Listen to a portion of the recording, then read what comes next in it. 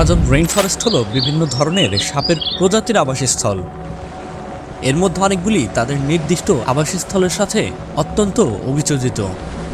Amazon রেইনফরেস্টে পাওয়া সবথেকে বিষাক্ত এবং শক্তিশালী কিছু সাপ সম্পর্কে জেনে নেওয়া যাক।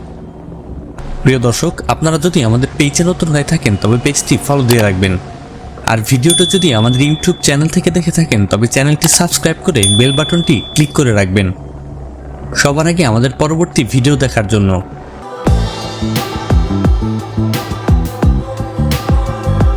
আমাদের লিস্টের 1 নম্বরে আছে অ্যানাকন্ডা। এই সবুজ অ্যানাকন্ডা হলো বিশ্বের বৃহত্তম সাপের মধ্যে একটি, যেটি কিনা পৃথিবীর সবথেকে বড় সাপ। এই সবুজ অ্যানাকন্ডা 25 ফুট অর্থাৎ 7.6 মিটারের চেয়েও বেশি দৈর্ঘ্যে পৌঁছতে পারে।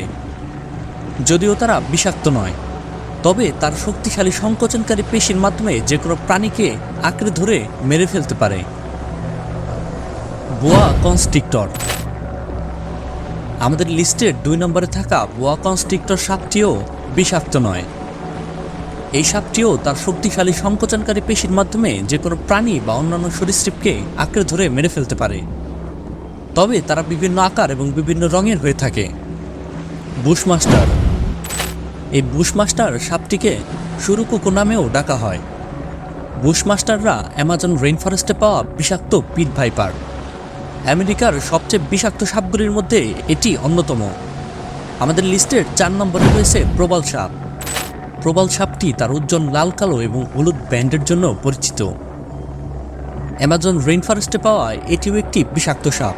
তাদের একটি শক্তিশালী নিউরোটক্সিক বিষ আছে, তবে তারা খুবই কম সংখ্যক সময়ে মানুষের প্রতি আক্রমণাত্মক হয়। আইলাশ ভাইপার। এই বিষাক্ত সাপটির নামকরণ করা হয়েছে তাদের চোখের উপরের আঁশের জন্য। তাদেরকে ছদ্মবেশিত সাপও বলা হয়। কখনো সবুজ, কখনো হলুদ, লাল কিংবা গাছপালার রঙও ধারণ করে থাকে। আপনি যদি কখনো বন্য অঞ্চলে একটি সাপের মুখোমুখি হন তখন কি করবেন? নিরাপদ দূরত্বে অবস্থান করবেন নাকি সাপটিকে মেরে ফেলবেন? আমার মতে উভয়ের অপ্রয়োজনীয় ক্ষতি রোধ করার জন্য সাপটিকে এড়িয়ে চলাই ভালো। প্রিয় দর্শক, আপনাদের যদি আমাদের এই পর্বের কোনো সাপ সম্পর্কে কোনো কিছু জানার থাকে কমেন্টে সেটি অবশ্যই জানাবেন।